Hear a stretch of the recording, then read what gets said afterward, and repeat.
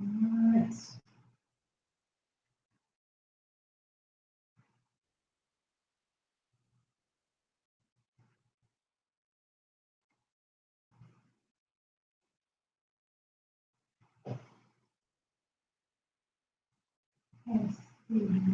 Cool. Can you hear me? Oh, that's how it should be. It has a picture of you and it says this live event will begin in 10 minutes and 7 minutes. Okay, because it's scheduled to start at 9 a.m. The only thing you're not moving in what I see. Oh. Well, that couldn't have worked out better if I tried. So,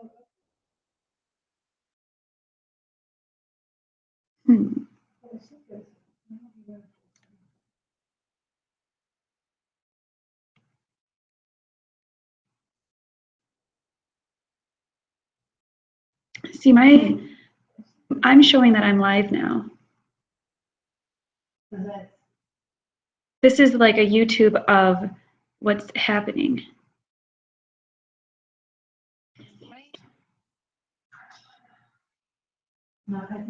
But the link I sent you didn't do anything. Shoot.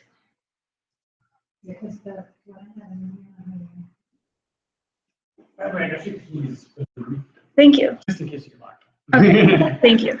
Cool. You guys, so got y'all hooked up and good ready? yes. Cool. I think so. Sounds good. Anything else I could get you guys? Some water for the room? Or? No, I think we're good. Oh, all right.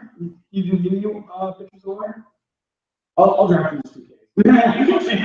Yeah. How many people do you have? Okay.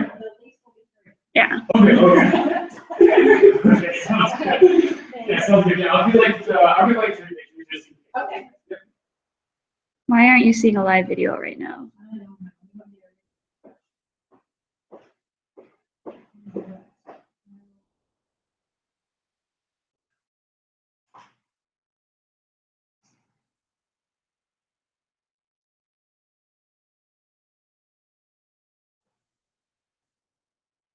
Now it's working. It is, okay. You are moving and then it's down. Okay. Great. Then what we're gonna do here. Oops. Okay. Great. Then what we're gonna do There you go.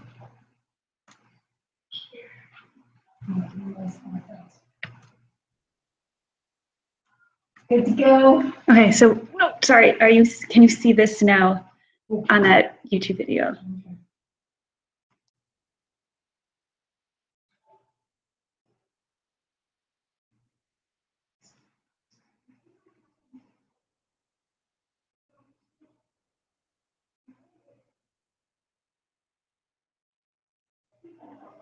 Yes.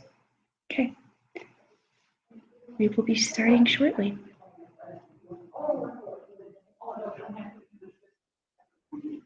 Okay. Okay. Now I understand. All right.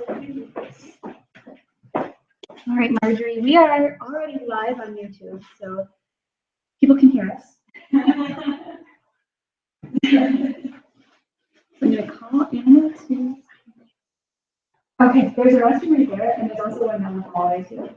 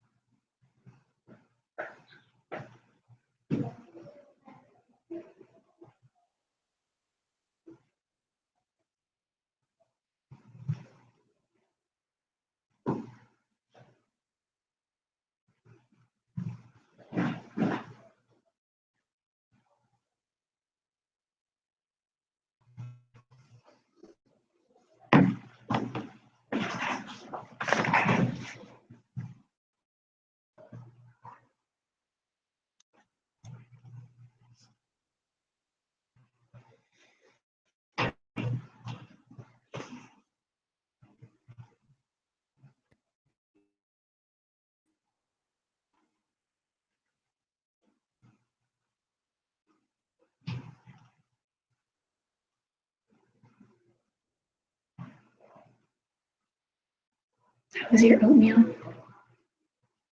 That's good.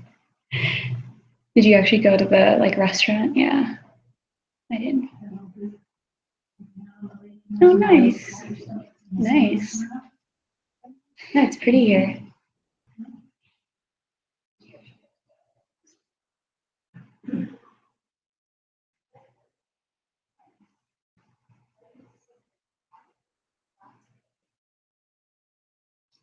Where do we go when we're not going? Mm-hmm. It's not good. I don't have to go far, no. But like I said, I added some additional slides to my presentation, which could be a huge mistake. So I was like, oh, shoot, we're like the big thing. So,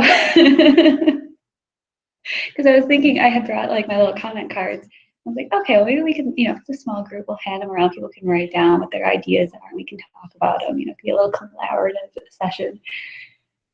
And then they're like, no, you have the main session. I was like, oh, that's not going to fill the time. So, wish me luck. Well, there's, who knows how many people will actually be in the room, but there are, thank you, probably 15 tables, but only 6 places set at each table. Thank you.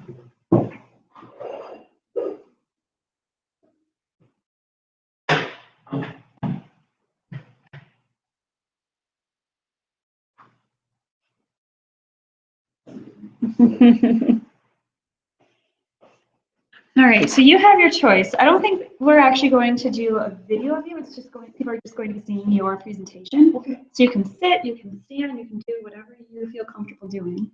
But the microphone is, here on the computer. So you want to stay close to that. And I will introduce you at 9 o'clock. People are already seeing this screen. So we're all set that way. I'm going to call into our, hopefully, try this and ask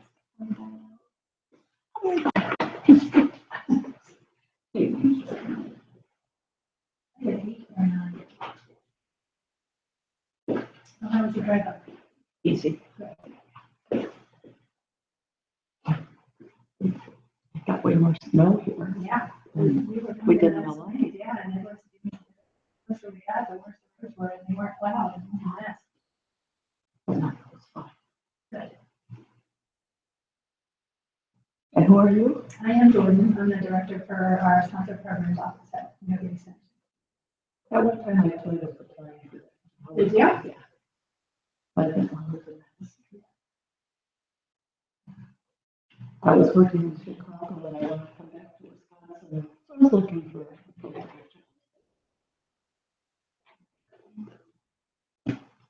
But what I did is, and then I figured over the wall, just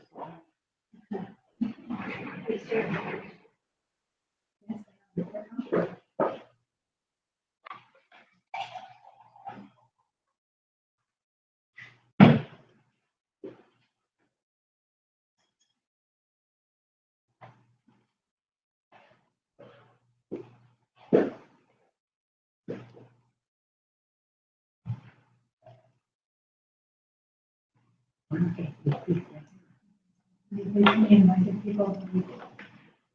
We can online. Okay.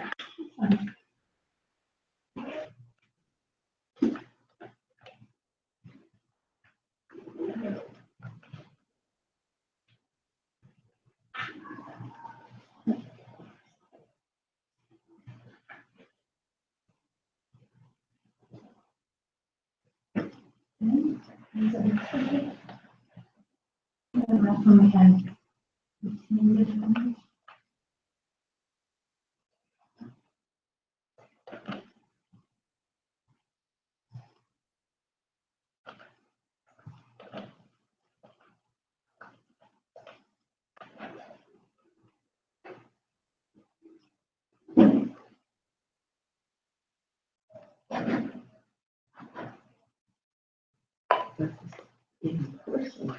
Is a lot. Yeah, it's a whole East Metro side of the state. So my niece-in-law who works in West Bend might be there. Right? Yeah.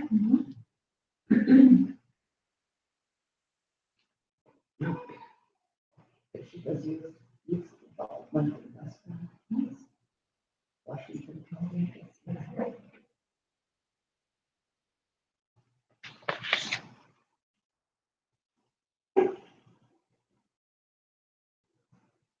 All right.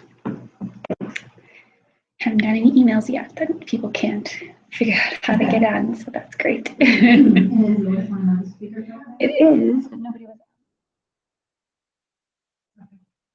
Hopefully they will know to mute themselves. Yeah, so I mean, it's just like PowerPoint. You would just use these keys to go back and forth. Wait a minute. I have to see which keys. So this one would just go the next slide, Okay. and if you want to go back, you just go to that. Okay. I'll let you sit. I'm gonna have a mouse or a clicker. Which I could have brought. Could have brought.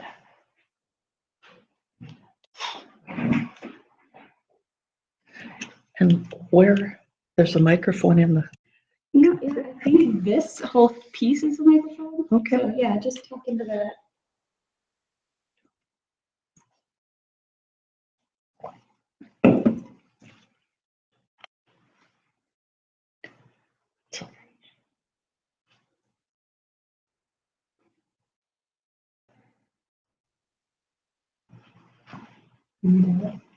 What's that?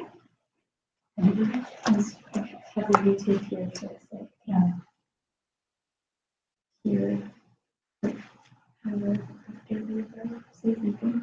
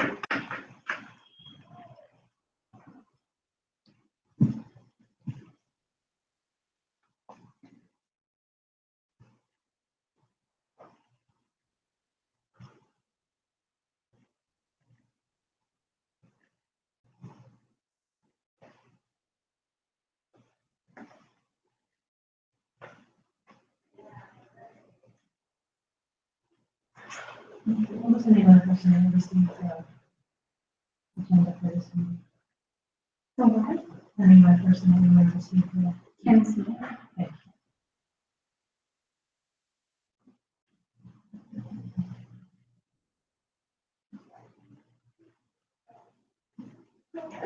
Alright. Good morning to anybody that's tuning in on our YouTube video and anyone on the list line. We are going to go ahead and get started. Today we have Dr. Marjorie Piechowski, the Director Emerita of Research Support in the College of Engineering and Applied Science at the University of Wisconsin-Milwaukee. She has 30 years of development and research administration. Earlier positions include Grant Information Specialist at Marquette University for 3 years, the Director of Sponsored Programs and Research at DePaul University for 17 years. And in these positions, she coordinated and wrote large-scale collaborative grant applications and of individual faculty proposals to federal, state, private, and industry sponsors. She also conducts proposal development workshops across the United States and internationally, and has made over 80 presentations at regional, national, and international conferences. As an independent grant writer, she has written over $30 million of successful grants for a variety of colleges and universities, primarily for the U.S. Department of Education.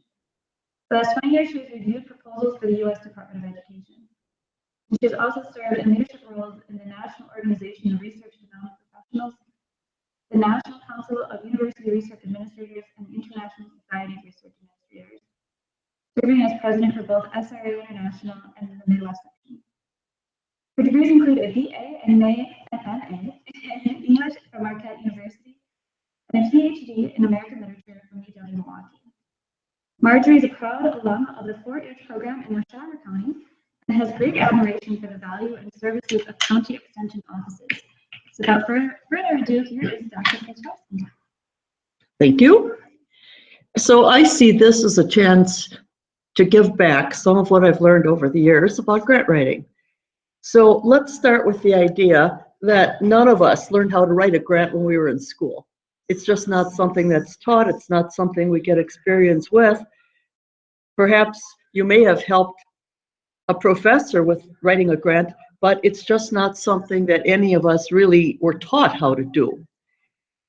The problem is that once you get into a professional level job, grant writing can be an expected skill that you bring to the position. It certainly is a bonus if you know how to write grants. So here's the situation. It's challenging, it's difficult. Success rates can range anywhere from 5 to 20%, sometimes higher.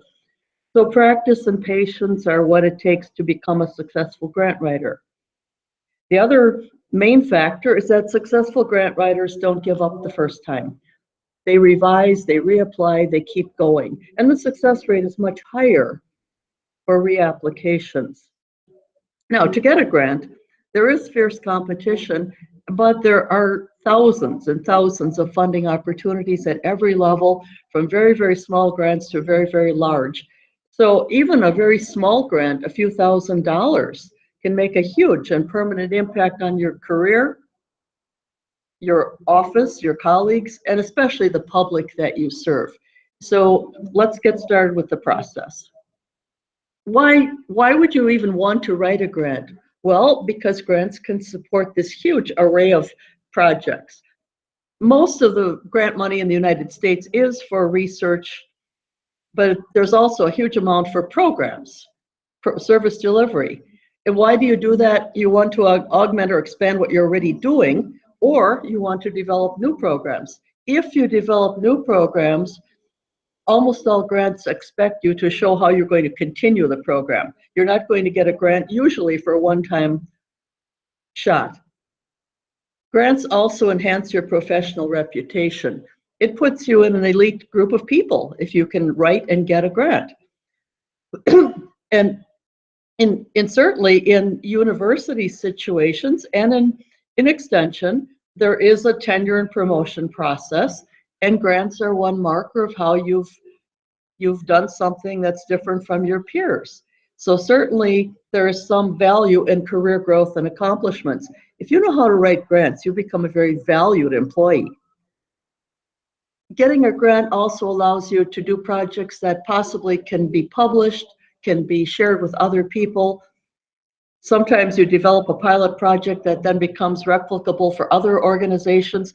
So it expands what you can do to a much broader field.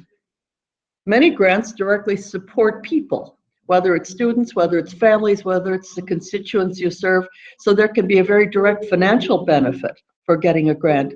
And certainly getting a grant increases the visibility of your organization, your public image. And the main point of getting grants is you make a difference.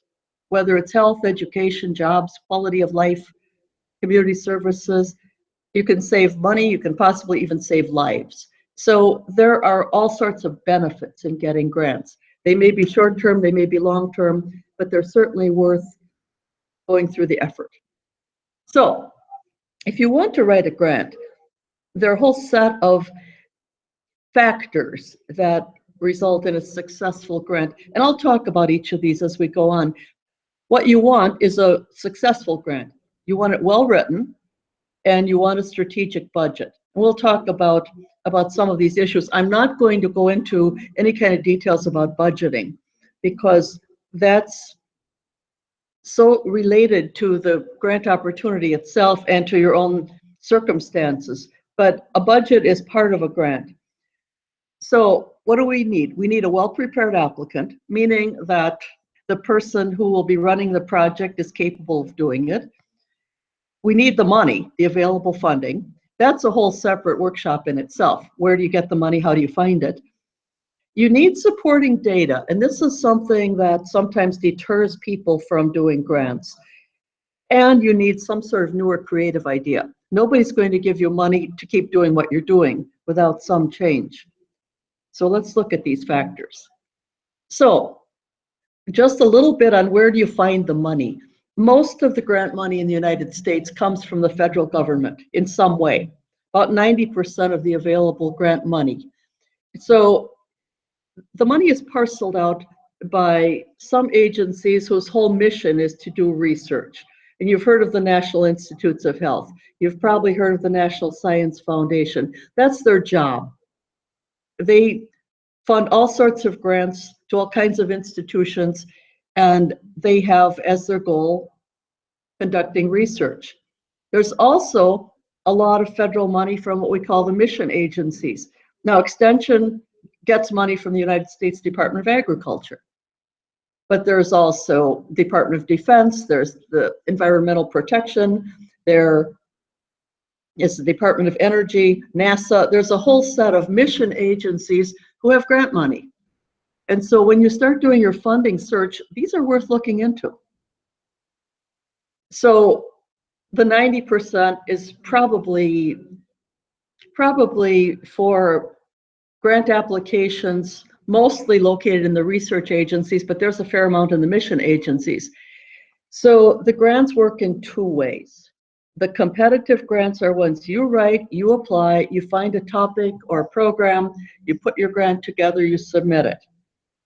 And you're competing with everybody else who submits. The other way that the federal government gives out grant money is money that's allocated or committed in a certain way. Some people call them entitlement grants, some people call them formula grants, block grants. The idea is that the money might be based on a population. For example, it might be based on school lunches, so a population of children from poor families. The money might be based on health. There might be a whole set of formulas that are used, but every state gets some what we call federal flow-through money. And it might be any one of these formulas or blocks or entitlements. There are also grants, though, that come directly from a state government. Wisconsin does provide some grant programs that are competitive, that organizations can apply for. There may be grants available from other governments, city, state, city, county, regional, and there are grants from international governments. So this is beyond the 90% from the federal government. Then there's a whole set of grants that are available from the private world. There are private foundations and there are not-for-profit organizations. This is probably a whole day workshop to dissect all of these private funders, but there are corporate grants. There are privately funded grants that may be an individual, that may be a family. Almost every large city in Wisconsin has a community foundation that funds projects that are locally based. And then there's a whole set of private foundations that are mission focused. You've heard of the March of Dimes. You may have heard of the Susan Komen Foundation for Breast Care. So there's a whole set of mission focused. There are ones that just have to do with child issues. There are those that have to do with population groups. So the search for funding sometimes can take weeks, but there's money out there for whatever your goal or your project is. Then business and industry often fund locally. So this is a whole separate funding approach. And then there are some individuals that provide funding for projects that are near and dear to them. So here's the array. There are literally billions of dollars out there in available grant funds. somebody gets it, so it may as well be you. So if you're going to go into this world of grants, there are hundreds and hundreds and hundreds of words and terms that are used. But I'll just go over a couple of them that have to do mostly with federal money. Any grant that's applied for is applied for by an organization.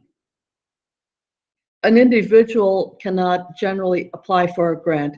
So the applicant organization has to apply, and somebody in that organization has to certify and sign for that grant.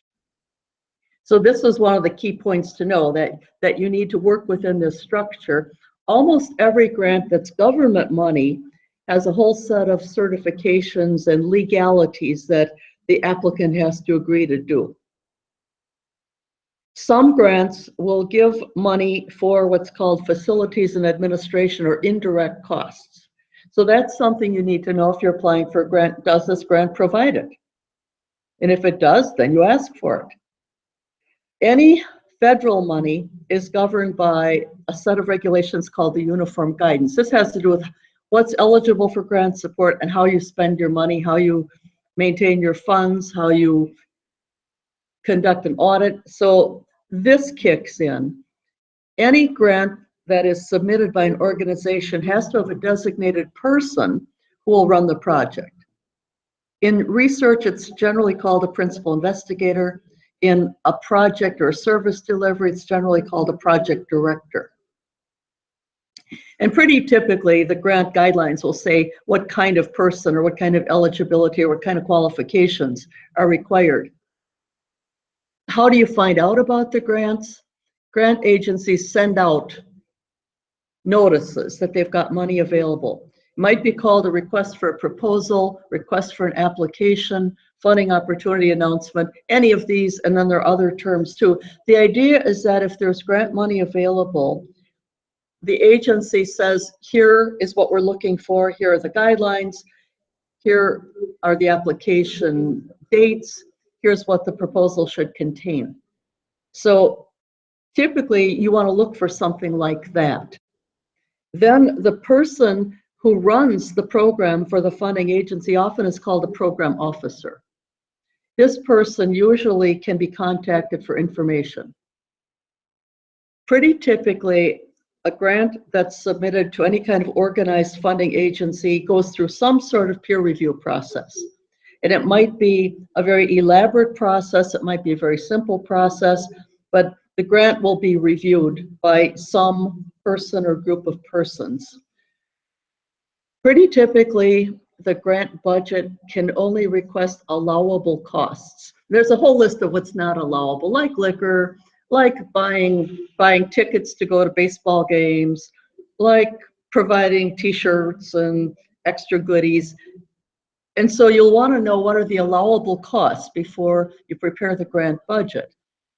And this will vary from organization to organization, what's allowable. Some grants can provide meals, some can't.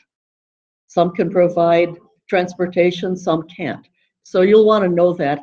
And then finally, the main repository for finding out about federal grants is called grants.gov. It lists all the grant opportunities, and it's also the mechanism by which grants are submitted. So if you're serious about looking into grants, you should probably take a look at grants.gov. It's very complicated, but it's what we've got. So if you want to do a grant, you have to figure out what kind of category the grant goes into. And remember, when I gave that diagram, I said you need a creative idea. Whatever it is, it's going to fit in one of these categories. So grants do support research. A lot of it is theoretical, but a lot of research is applied. And sometimes when you do a project grant, a service delivery, the funding agency also wants you to collect some data. So you might be doing research even with some project that's serving children. Curriculum development can be supported through grants, and this can be in a whole lot of ways. It can be informal, it can be formal. There are grants that support teacher training and continuing education. There are grants that support students at all levels. There are grants that provide equipment, whether it's educational or research. There are wonderful grants that support travel. There are grants that support construction, renovation, facilities. There are grants, and this might be something very pertinent to people working in extension, grants that support conferences and workshops. And these can be a whole array of conferences and workshops. They can be a one time, they can be ongoing. And then there's a whole set of grants that support community outreach and public service. And then grants that require some sort of collaboration, whether it's with schools, colleges, universities, local government, not-for-profit organizations.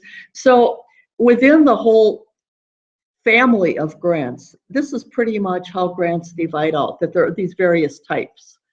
And they can be more than one type combined. So in beginning to learn about grants, you have to figure out, where does your creative idea fit? So you've got an idea, you found a funder, they've got money, they are supporting the kind of idea that you may want to do. Then you got to figure out how to put together a grant proposal. And it's gotten more and more and more complicated. I'm giving a workshop in a few weeks on the types of grant proposals that are out there, and I'll give much more detail than I can give here. But a lot of grant agencies now, before you can even submit a grant, you have to do a preliminary or pre-proposal. Basically, you're saying, here's my idea, and the agency will take a look and say, yeah, we like it, write us a proposal. Nah, we don't think so. Go away. So this pre-proposal is becoming more and more and more used. It can be a single page, it can be a couple pages, and pretty typically it's used as a screening device. And the agency is wanting to cut down on its work, it's wanting to discourage proposals that don't really have much chance. So that might be your starting point, that you have to do a very short pre-proposal. Sometimes it's not even a pre-proposal. An agency will say, well, send us your idea. Give us your concept. Give us a white paper. Tell us what your idea might be. Sometimes agencies use this then to come up with a funding solicitation. So they want to see what's out there. What kind of ideas do people have? So sometimes you might just have to put down your ideas without even having a grant opportunity to apply for. Sometimes private foundations especially call it a letter of intent or a letter of inquiry. And they say, tell us about your organization, tell us about your idea. And so it may not be as formulaic or as detailed as a pre-proposal. So that may be what you have to write. A full proposal, the longest one I ever wrote was 225 pages. If you're lucky, it'll be more in the 3 to 5 to 10 page, but they can be anywhere. Probably they're not going to be much less than 3 pages. But the agency will say how many pages. I'm working on one right now that's 60 pages, and it's due in about a month. So if you're lucky, and it's a lot of pages, you'll have a lot of time to work on it. Pretty typically, the proposal itself will have very specific details and components, but there also will be some forms that go along with it. There'll be a budget. There can be attachments like letters of support, like biographical sketches, like certification of a not-for-profit status. There can be, they sometimes even want your audited financial reports. There can be all kinds of things that are attachments. There might be a list of if you've got an advisory board, who are these people? So there can be a whole array of attachments, and almost always there will be a defined format. So in the full proposal world, mostly what you will be writing is what are called unsolicited proposals, meaning the funding agency did not come to you and say, we want you. You are going to them and saying, we've got this idea. So pretty typically, that's what you're going to be writing. If you get the award, it might be a contract. It might be a subcontract where you get money from some other organization that applied for the grant. A solicited proposal means exactly what it says, that a funding agency reached out and said, we want you to apply. That might come after a pre-proposal or letter of inquiry or intent. A collaborative proposal means more than one organization is applying together as a team. A cooperative agreement is an arrangement where the funding organization is involved in running the project with you. So all of these mechanisms exist. And part of your learning how to write grants is figuring out what kind of proposal are you really doing, because they have different ways of being applied for and different ways of being managed if you get the grant. So what do you need to know about your sponsor ahead of time? You need to know that they want your project. And you need to know that they've got enough money to support your project. You need, basically, why do agencies give money? They give money because they have a mission to support. And so your project has to fit in with what they are charged with doing. To pay some attention to whether they've got a history of supporting projects like yours. And you need to find out if you can talk with them, confer with them, send drafts before you submit. Do they have a policy of consultation and openness, or do they say, just send us a proposal, don't bother us? So these are all things you want to find out ahead of time. So let's start digging into what else is required to support a good proposal. You cannot ask for a grant without some sort of backup, data, material. You can't just say, we need this project. You have to say, we need this project because. And so supporting data, it can be pilot projects you've already tried on a small scale, and you think, well, you know, this really works. So let's see if we can get some money to expand it. So you really, it's very hard to go in fresh without having tried something about your idea. But supporting data might be local demographics. Who's the population you serve? I wrote 2 grants a few months ago for 2 rural fire departments. And we had to document how these grants, if you're asking for a new fire truck, how is this going to make a difference to the community? So you've got to have information about the community, about the kind of housing, about how many fires they've had before, about how many emergency calls they have. So your supporting data is going to have to show who your organization is, who are the populations you serve, what are some pieces of evidence that A, you need this project, but B, you can do this project. So it could be any of these things. It might be focus groups that you've gotten some people together who say, we would really like this project. Here's what we'd like you to do for us. So it can be, surveys are normally written, focus groups are normally in person. It can be that your local population has come forward and said, we really think if you could help us do whatever this local need is. You can also use national studies, federal reports, sometimes a literature search to find out what other organizations have done, what are best practices. So when you do your grant, you have to have some section where you document. And this takes time. So if you want to write a grant, here are the 5 questions. No matter where you're going, no matter what funding agency, you have to say, what is it you want to do? This is hard. It's hard to say precisely what it is you want to do, but you have to do that because that governs budget, that governs project activities, that governs project personnel, that governs outcomes. But then you also have to say, why do you want to? And it's not just we need or we want. You have to show that there's a good reason to do this project. And then you have to show how are you going to do it? How will you know if you succeed? This means you have to do some evaluation, some evidence.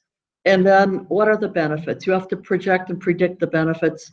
So these are your 5 basic questions. Different agencies will ask it in different ways, but this is what you have to write about. And so when I work with people who have not written grants before, we use these 5 questions. And what you want to do is start writing. And I say 1 good paragraph for each question.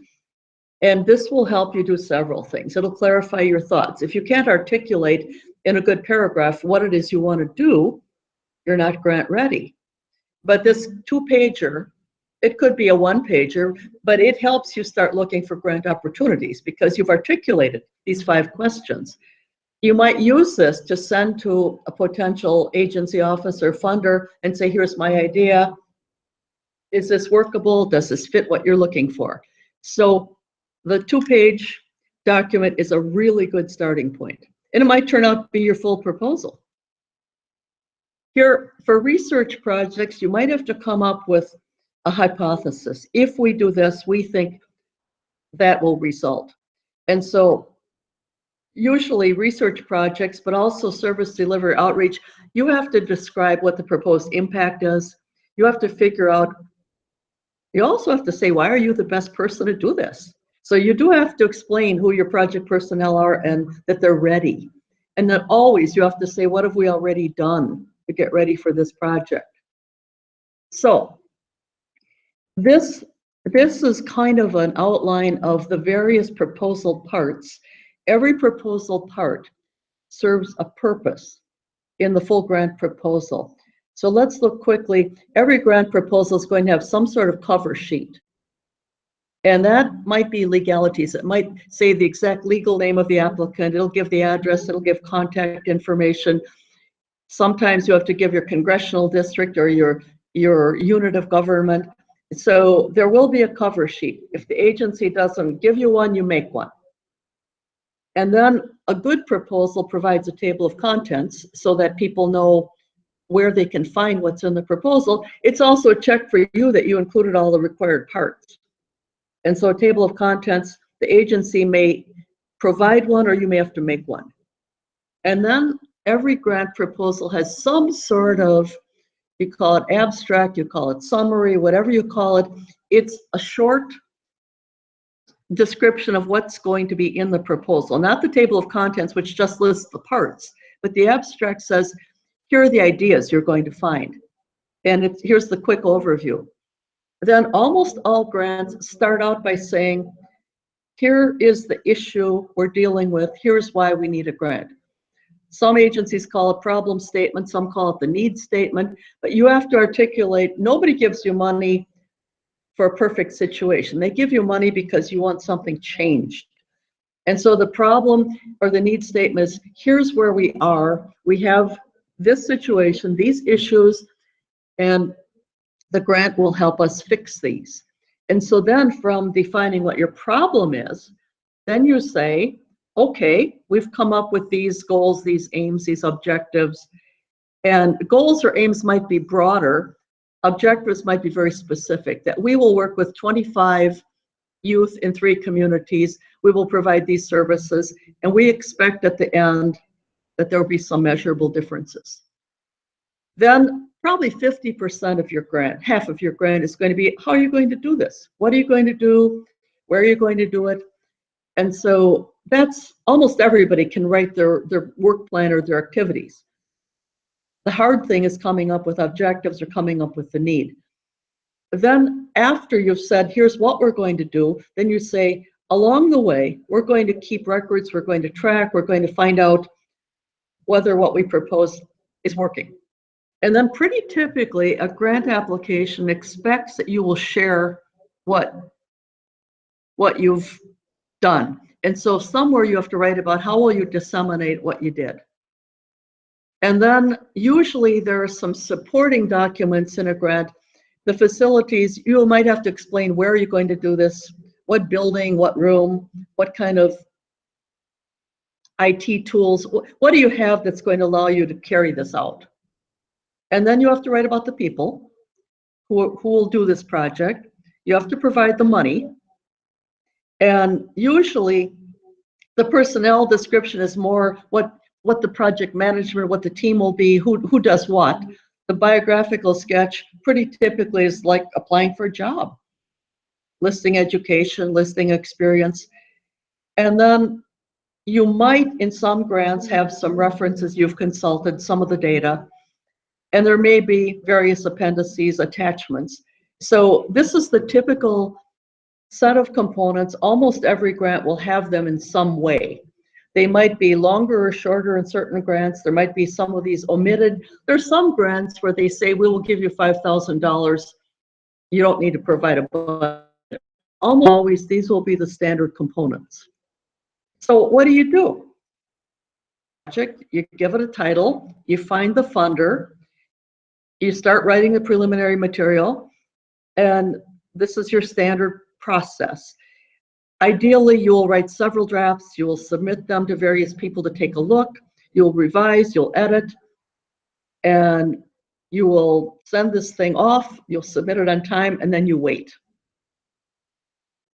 So pretty typically, when you present the proposal, it'll be in this order, which relates to that chart that I just showed you.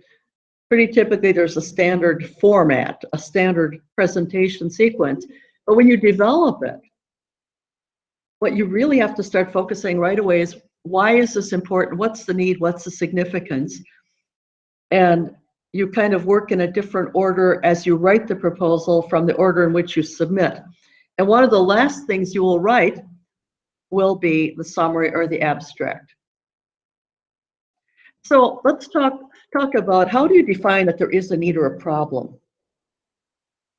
You need to define, what is it? Is the problem that people in your region, your county, are struggling to find jobs? Is that a problem? Well, if it's a problem, you need to get your arms around it. You need to say precisely, what is the problem? Is it that 18 to 25-year-olds in your county have an unemployment rate of, say, 12%? That's data, that's documentation. You need to articulate precisely what the problem is, and the where. Is it certain communities? Is it countywide? Is it regional? So you need, when you're writing the opening of the grant, you're saying, here's the situation we're trying to address.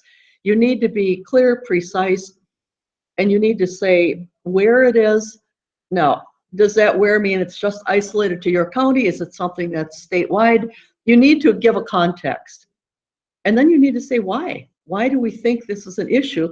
Because if you can't answer the why, then you can't figure out what you're going to do about it. Because why leads to what would be some remedies. To what extent might have to do with how many people, it might have to do with how long, it might have to do with how do you know about this issue.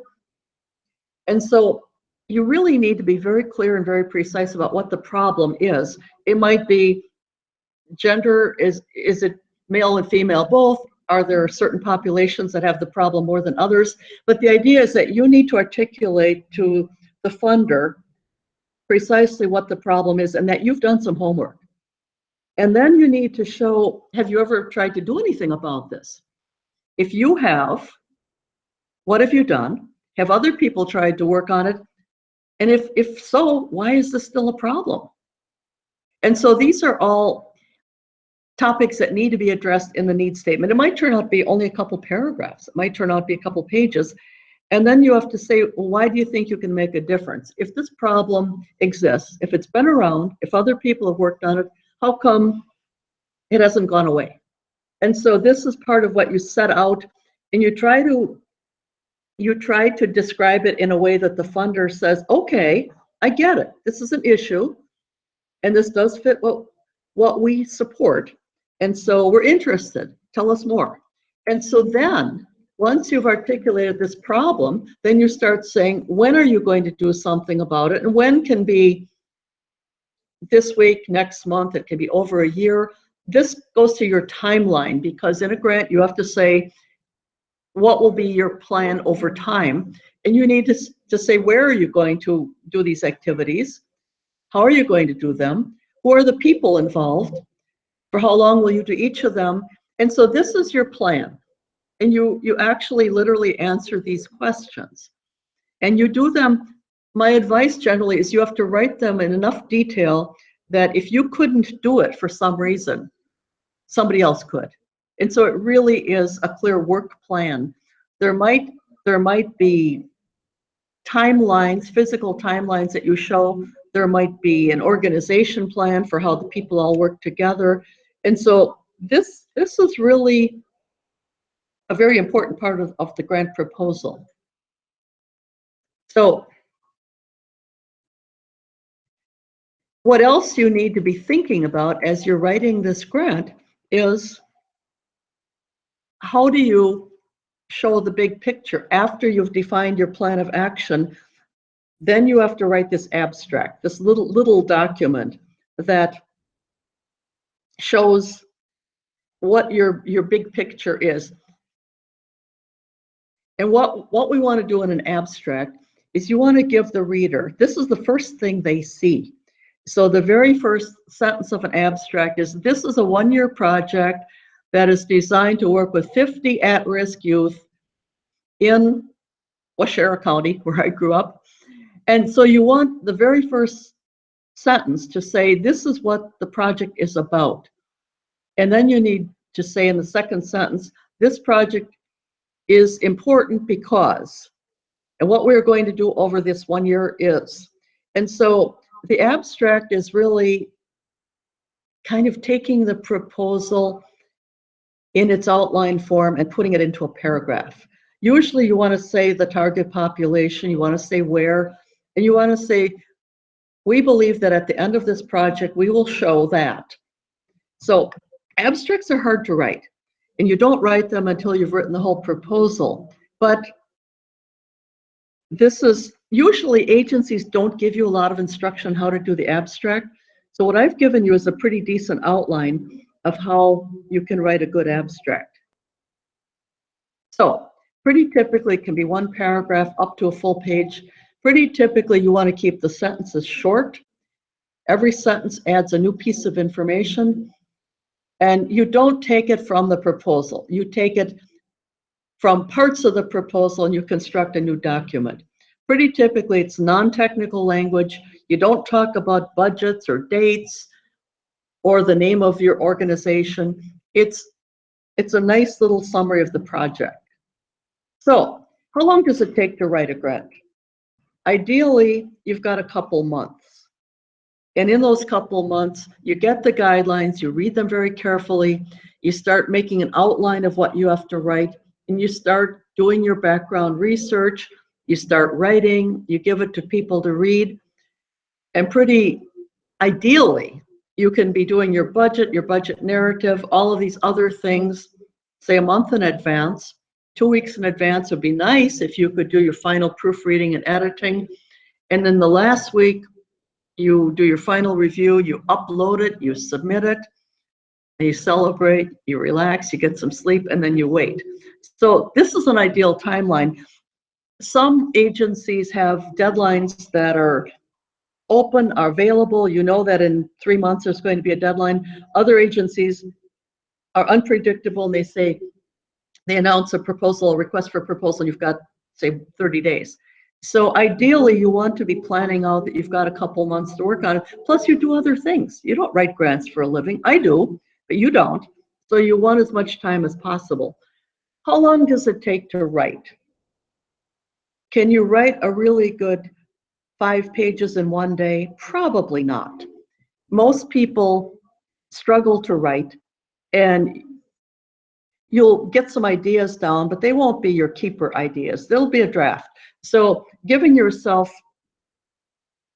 a couple of weeks at least to write is probably the minimum.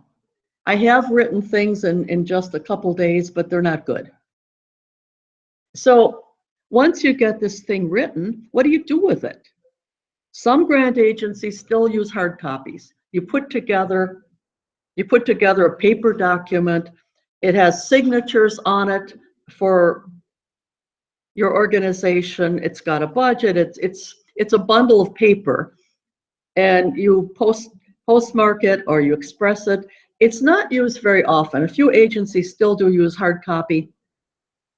Pretty typically, you submit multiple copies, so the reviewers all get their own copy, and it can be a due date, meaning it's got to be on their desk by the deadline. It can be a postmark date, or it can be open, just submit it whenever you choose. So some private foundations have open deadlines. You just submit it when you're ready. So that still exists, but not very common. Most funding agencies, whether they're private foundations, state or local agencies, and the federal government, use electronic applications.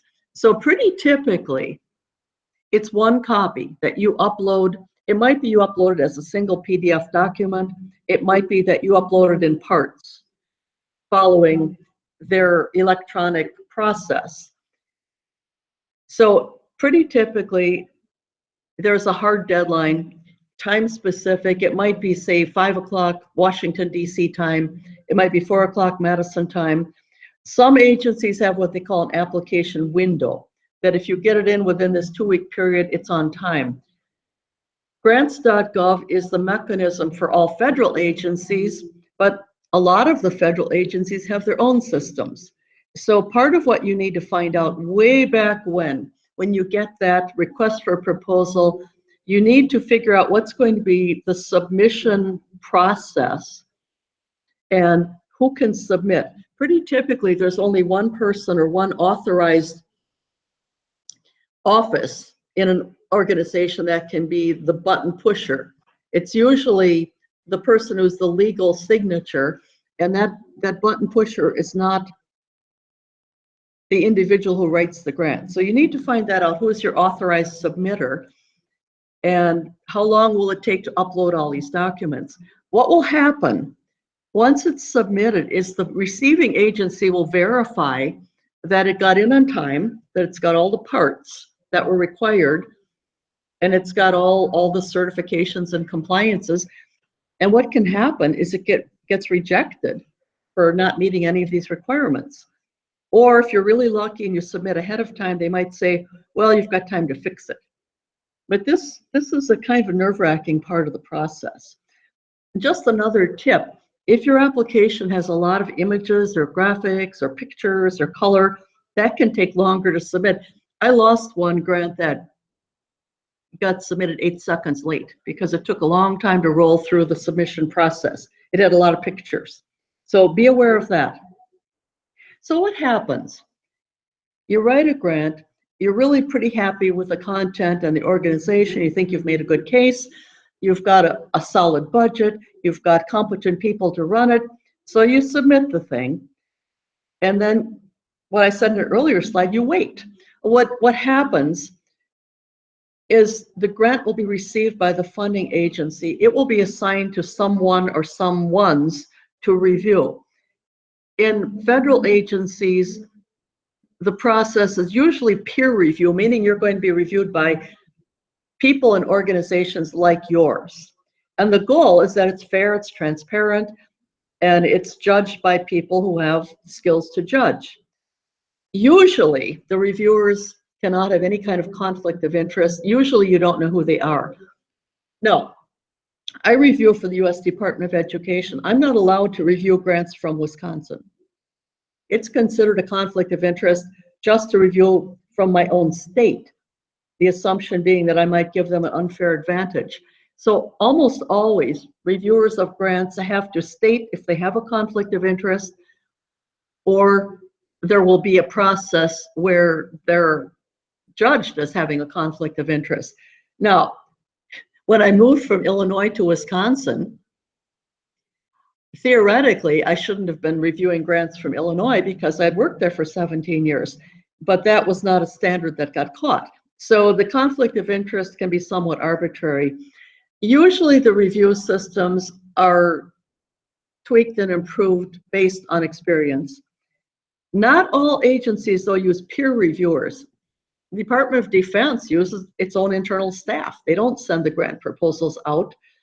Private foundations pretty typically might be reviewed by staff, or they might have a board of directors who reviews, or family foundation, it might be just people in the family. So you want to find out ahead of time who is going to be reviewing and who is not going to be names. It's going to be what kind of process, what kind of review process. Some agencies use several layers of review, and some agencies define peers differently. So this is part of your homework if you get interested in writing any kind of grant. So here's the deal. If you go to federal grant agencies, it's going to be 6 to 9 months, which seems ridiculous, but they get many more applications in than smaller agencies. It takes a longer time. And so you're going to count on probably 6 months minimum. State, my experience is anywhere from 3 to 6 months. It can be shorter. It can be as little as 3 weeks to 6 weeks. Private foundations can be anywhere from 1 month to several months. So bear in mind that when you write your grant and you say, here's our activity, here's our timeline, here's what we want to do, that you have to keep in mind your start date is going to be determined by the agency and by when they announce their decision. Keep in mind also that any government grant is going to be based on the fiscal year of that funding agency. Federal fiscal year starts October 1st. The state fiscal year, I think it's July 1st, I may be wrong. And so you need to prepare your grant with the idea that you're going to be funded, probably the decision will come within the fiscal year that you apply. And the project may start in that fiscal year or the next year. So this is also part of your homework. If you're writing grants, how long will it take to review and when can be the first start date of your project? Private foundations, they can take whatever time they choose, and there's usually some flexibility in negotiating with them about the time and the start date. What else happens after the review? You're going to get notified. And they'll say, yes, we want to fund you just the way you submitted. We like what you did. We like your budget. We like your timeline. We like your activities. So that's the best case. The worst case is, sorry, thank you. We got many more applications than we could fund. The middle case is, we like what you're doing, but we want you to make some revisions. And so can you change your budget? Can you cut out a couple project activities? If you do that, then we'll make a decision. So that's negotiation, although there's not a whole lot of negotiation on your part. It's pretty much the funder saying, take it or leave it, can you accept these terms? Now, if they say, we're not going to fund you, and they're pretty definite, that might mean you cannot revise and resubmit.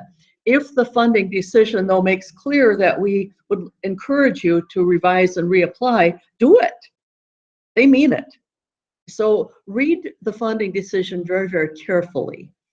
And the first response is usually, well, they don't like it. I'm going to go away and not try them again. No, you really should, unless they've clearly indicated that it's not a good idea. So almost always you'll get a written decision. Sometimes you get a phone call. And the written decision usually is email. Rare to get a real hard copy letter. And usually if you're awarded, there will be terms and conditions that you have to obey. And if you're working with a federal agency, almost always you will get the reviewer comments, what they thought was good, what they thought was not good, but not always. So that's something also you want to find out ahead of time. What kind of response will we get? Usually, if you're applying for a grant and you get this funding decision, usually it's final. You usually cannot challenge their decision. In fact, it's probably not a good idea to try to challenge. You can certainly, if you're not funded, contact the agency and say, can you tell us more? Can you give us more ideas about what we could do to improve the next time? But challenging usually doesn't do any good. So who reviews grants? It depends on the agency, but pretty typically they want someone who knows the field, who's an expert in the field. For research projects, almost always the reviewers are at the doctoral level. For other kinds of projects, often agencies will seek people not only with experience, but usually with at least a degree. It might be a master's degree, it might be a bachelor's, but the idea is that this is not just someone off the street, it's someone with some education and some experience. A lot of times, people who have received a grant then get asked to be a reviewer. So sometimes a person on a comparable funded project will be asked to be a reviewer. Most funding agencies, whether they're federal, state, local, private, want some sort of diversity in the reviewers. They do look for gender diversity, they look for ethnicity diversity. Federal certainly looks for geographic balance. They want experience. They look for different types of organizations, and more agencies are beginning to look for an age distribution with the idea that more junior people bring a perspective that more senior people do not. So pretty typically, the reviewers ideally have this kind of diversity. So some final thoughts. I didn't learn how to write grants easily, and I've been working at it for my whole career. So successful grantsmanship really is a lifelong process. You keep getting better at it. You get more experience. You get more resilient about applying. So it takes a while to learn how to be really good. Very few people strike on their first time out. Some people do, but very few people do. So if you're going to jump in, jump in. You won't get a grant unless you try. So I really recommend trying and seeing what happens. And almost all proposals are unsuccessful the first time, but so what? Revising works, resubmitting works. If you can become a reviewer, it's an incredibly good experience to teach you what a good grant looks like. And I maintain that proposal development is an art because it involves writing and thinking and creativity, but it's also a science. It's got a process, it's got steps, it's got recognizable components. There are skills that can be learned.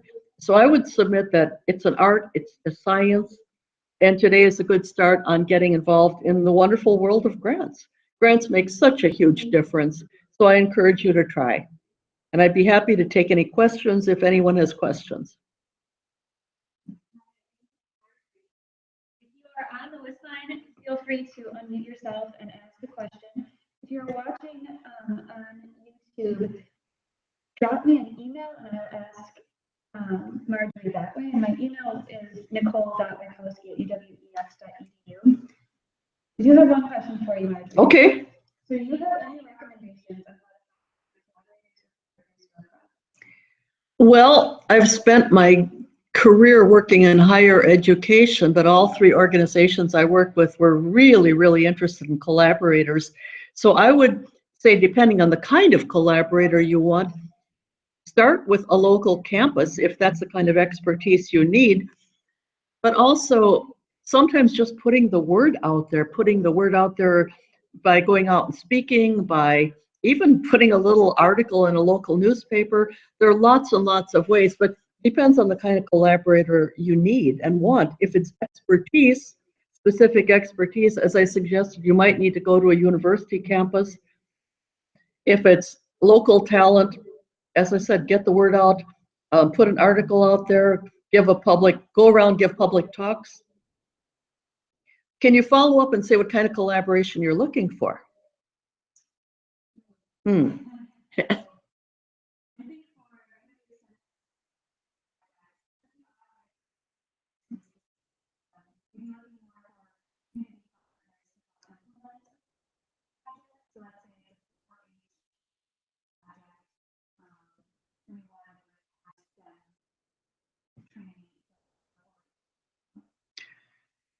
Well, schools are always a resource. Teachers in schools are always committed to their community. They've got talent, they've got education. So that might be a starting point.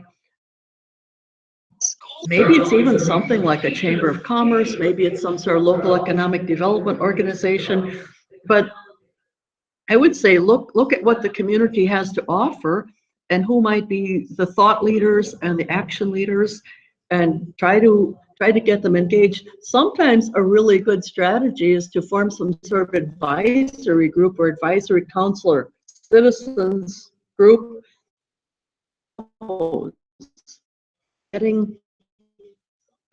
a big believer in getting out into a community and talking your needs known.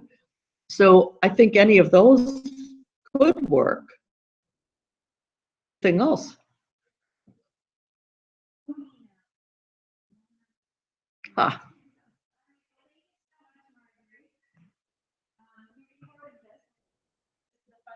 the website as soon as I get back to my office to be able to do that.